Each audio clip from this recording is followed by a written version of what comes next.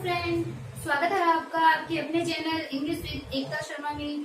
और टॉपिक चल रहा था हमारा फोनेटिक। फोनेटिक में हमने जो एस सिंबल है वो हमने कर लिया था। अपना टॉपिक है फोनेटिक ट्रांसक्रिप्शन।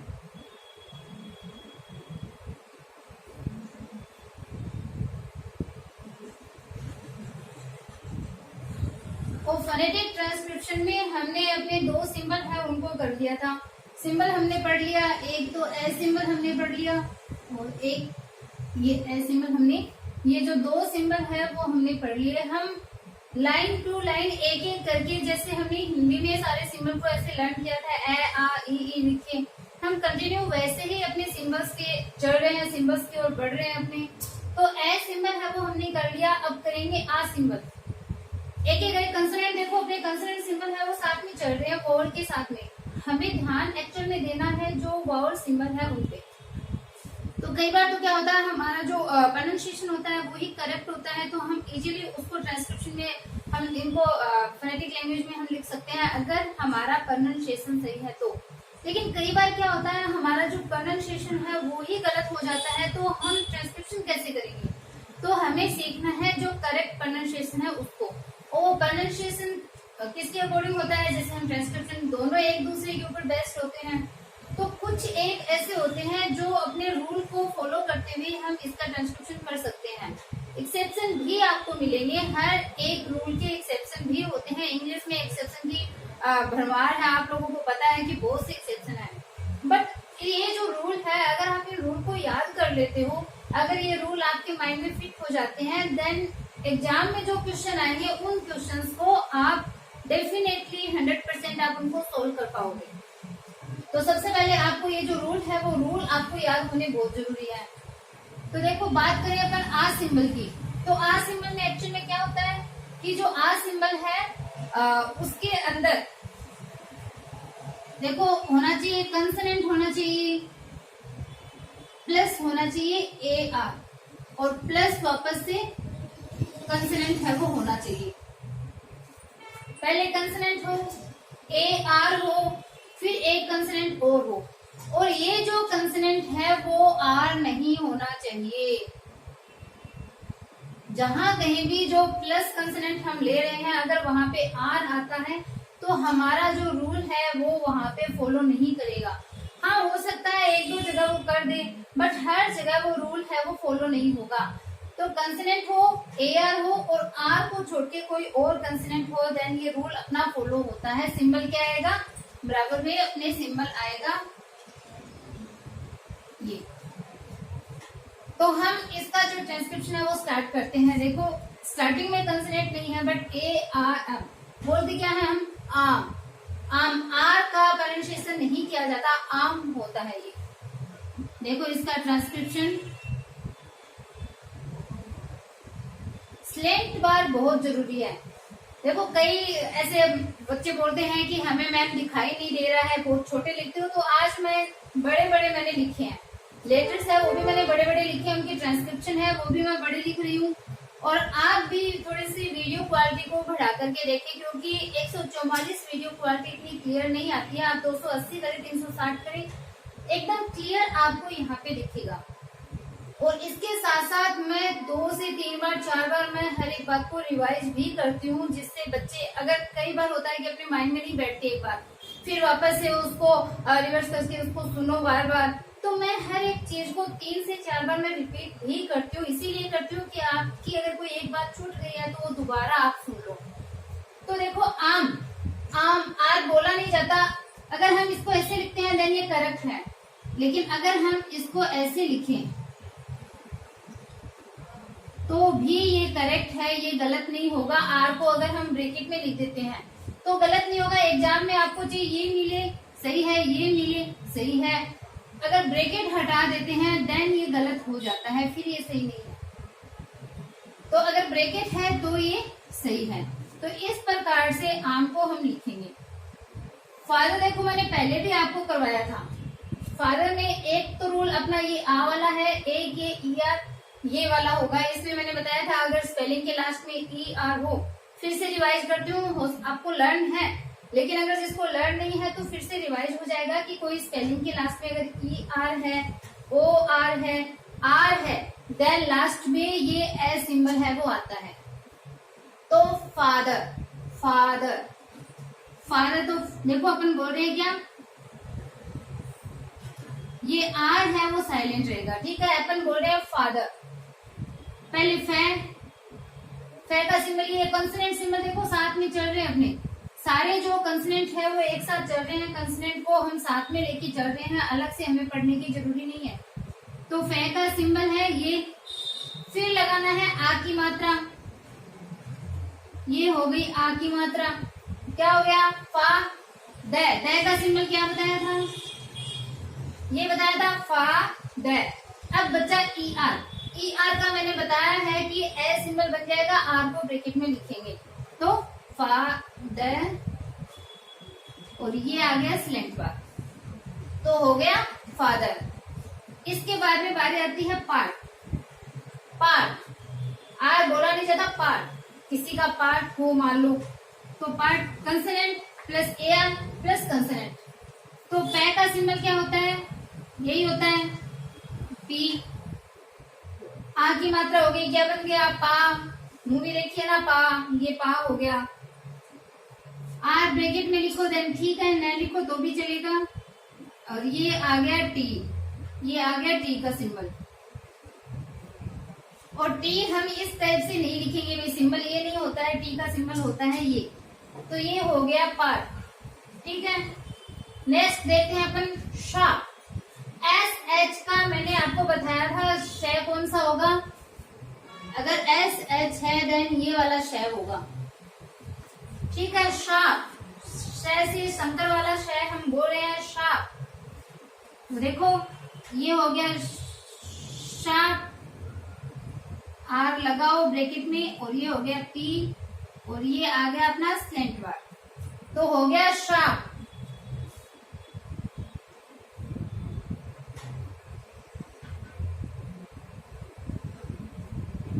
कितना इजी सा, देखो कितनी बार दिन में हम बोलते हैं कार, कार है नहीं बोलते, कार नहीं बोला जाएगा कार, आर थोड़ा सा साउंड स्लो हो जाता है कार, आ का साउंड लंबा जा रहा है, आर का स्लो हो रहा है कार, तो आ की मात्रा, आ का साउंड जब लंबा जाए देन हम आ का सिंबल है वो लगाते हैं कार में। अगर का सिंबल क्या होता है, कार जब मैं बोल रही हूँ का, तो का सिंबल, का सिंबल क्या बताया था, के बताया था, स्पेलिंग सी से स्टार्ट है बट सी कोई सिंबल नहीं है, सिंबल क्या आएगा, ये हो गया का, और आर लगा दो ब्रैकेट में और कर दो स्लैंट बार, ये हो गया कार। तो का के बाद में अगर मैं नेक्स्ट अगर हम बात करते हैं काम,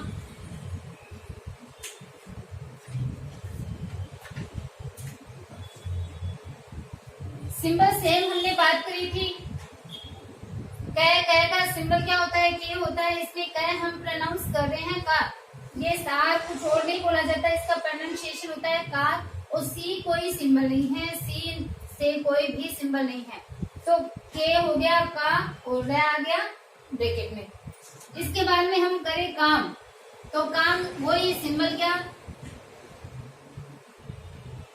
का एल है वो साइलेंट आएगा, मैं का सिंबल क्या होता है, हमें स्पेलिंग नहीं देखना, हम जो बोल रहे हैं हमें उसका सिंबल लिखना है कि हम बोल क्या रहे हैं, तो सिंबल है वही लिखेंगे। जैसे मैं बोल रही हूँ तो मैं का सिंबल क्या है, एम है, कै का सिंबल क्या है, के है, स्पेलिंग में सी दे रखा है, लेकिन कै का सिंबल क्या बताया गया है, के, तो काम, स्टार, स्टार, यहाँ पे से है वो नहीं बनेगा स्टार, से का सिंबल क्या बताया था, एस, स्टैन, आ की मात्रा, स्टार, आर आ गया ब्रैकेट में और कर दिया हमने स्लैंट बार, स्टार, बात। तो आप बोलोगे कि मैम ये तो छोटे छोटे वर्ड हैं, तो हम अभी एक एक जो अपना फोनेटिक का अपना एक एक जो सिंबल है हम सिर्फ उसी सिंबल के रूल करेंगे, फिर नेक्स्ट जो और रूल आते हैं वो भी लगेंगे, तो फिर हम साथ में करेंगे। जैसे ये एक फादर लिया है, उसमें पीछे वाला जो रूल जो हम पढ़ चुके वो इसमें आ गया। तो जो और रूल है वो जब हम पढ़ लेंगे तब साथ में हम सारे जो वर्ड है लंबे लंबे जिसमें कई सारे रूल हम जिनको पढ़ चुके होंगे उनको हम लेंगे साथ में। तो बाद में बी का बै का सिंबल क्या है, बी, आ की मात्रा बा और थ ये सिंबल होता है। थ का सिंबल मैंने क्या बताया था, ओ क्रॉस करके, जैसे थ का सिंबल ये ओ लिख दिया और यहां से ऐसे क्रॉस कर दिया, ये होता है थ। बात, बाथ, लार्ज, लार्ज, देखो consonant plus AR plus consonant, ला बोल रहे हैं तो ला, ले पहले तो ले लिखना पड़ेगा, फिर आ की मात्रा लगानी है, ला, जय, जी से जब जय बनता है, मैंने पीछे भी आपको बताया था, जे यू जी, जब जे और जी से जब जय बनता है तो डी सिग्मा का चिन्ह हम लगाते हैं। डी सिग्मा आएगा जब जी से जे से जब जय बने तो डी सिग्मा का चिन्ह है वो लगाएंगे, तो ला जय, ये हो गया डी सिग्मा, और ये यहाँ पे कर दिया हमने स्लैश बार। आफ्टर, देखो वही चीज है, आम, आफ्टर, आर नहीं है बट आफ्टर, अपन ये तो बोल रहे हैं साउंड अपना लंबा आ रहा है, आफ्टर, जरूरी नहीं कि ए आर आएगा तभी आ बनेगा। ये देखो इसमें ए आर नहीं है, इसमें फादर में आर नहीं लगाया हुआ, कई स्पेलिंग जैसे इसमें देख लो बात, तो आर हो जरूरी नहीं है, आर तो मैंने सिर्फ आपको रूल के वे में बताया, इसके भी एक्सेप्शन मिल जाएंगे कई, जैसे पर्टिकुलर है, पार्टिकुलर नहीं होता, ए आर है बट होता क्या है पर्टिकुलर। तो आफ्टर, आफ्टर अपन सिंबल यही चलेंगे, आ, फिर क्या बोला फै, तो ये आ गया फै का सिंबल, आफ टै, टै, और ई आर का मैंने क्या बताया था, ये ए, फादर में भी हमने किया है ये है, तो आप टेन और आर कर दिया ब्रैकेट में, और ये बन गया अपना आफ्टर।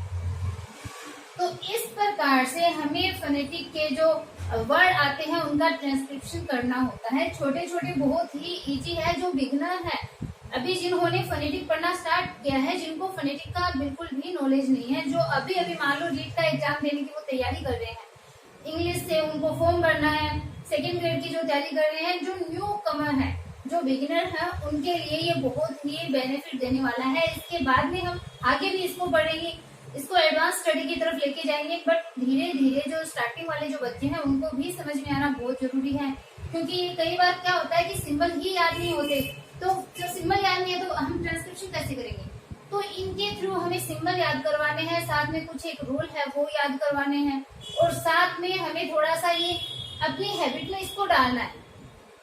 आपको क्या करना है, अब जब भी आप इंग्लिश में पढ़ो, आपके सामने इंग्लिश के बहुत से वर्ड आते हैं, आप उनका ट्रांसक्रिप्शन शुरू करो कि हाँ ये दो रूल अपन ने पढ़ लिए, तो ये रूल इसमें फॉलो होता है कि नहीं होता।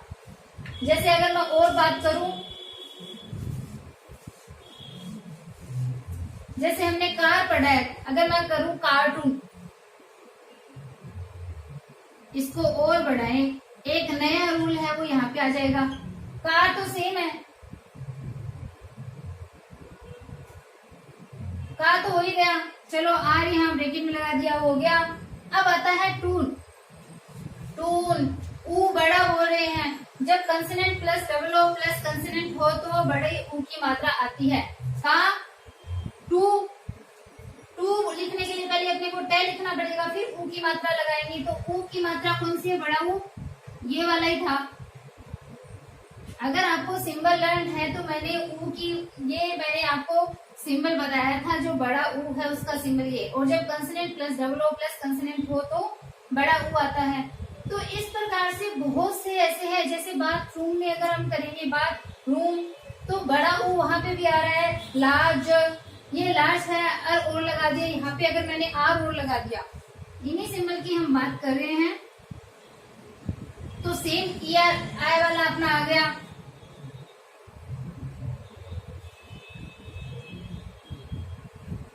ये अपना इसका ट्रांसक्रिप्शन हो गया। तो इस प्रकार से क्या होता है कि जैसे स्टार्टम है, चलो एक और करते हैं, ये तो स्टार हो गया। इसी में हम बड़े बड़े लिख रही हूं मैं। आई होप इस बार आपको सारे वर्ड है वो क्लियर दिख रहे होंगे। स्टारडम, ये तो अपना स्टार हमने कर ही लिया, यहां तक तो हमने किया ही था। स्टारडम, ये ओ है वो इस ए में चेंज हो जाएगा। स्टार, क्यों हुआ चेंज? क्योंकि यहाँ पे ये जो अपना स्ट्रेस है वो यहाँ आ रहा है, और जब भी मतलब स्ट्रेस जब एक बड़े जो हम लॉन्ग साउंड जो हम प्रोनाउंस करते हैं उसके ऊपर स्ट्रेस दिया जाता है, तो उससे पहले वाला या उसके बाद वाला स्वा हो जाता है और इसको स्वा भी बोला जाता है। तो ये होता है स्टारडम। स्टारडम। और कई होता क्या है, अगर हम इसके रूल को फॉलो करें तो consonant plus O plus consonant हो तो ये सिंबल भी आता है। जैसे कंफ्यूज वर्ड है, कंफ्यूज अगर हम बोलते हैं तो उस में ये सिंबल है वो आता है। तो इस प्रकार से ये स्टारडम है वो किया जाता है। अगर इसके अलावा अगर हम और बात करें, छोटी सी स्पेलिंग है, आर हम लिखते हैं, बार बार आता है, बार बार बुक्स में हम पढ़ते हैं, ये वर्ड तो आता ही आता है, इच एम आर। तो क्या है ये आ, ये लो, इतना सही बनेगा इसका। तो इस प्रकार से आपको थोड़ी थोड़ी जो इसकी जो हैबिट है वो आपको अपने हैबिचुअल एक्शन में डालनी पड़ेगी। ये जो ट्रांसक्रिप्शन है, जैसे जैसे आप पढ़ते हो इंग्लिश में कोई ना कोई चीज आप पढ़ते रहते हो तो उसको भी आप बनाओ। जैसे आपने पढ़ा पैसिव वॉइस, तो पैसिव को भी बनाओ, वॉइस को भी बनाओ। ओ ये आपको इतना तो पता ही है ना, वॉइस है। देखो जैसे वॉइस को मैं लिखती हूँ, अभी हम इस रूल में आए नहीं है। वॉइस, वह का ये हो गया ओई,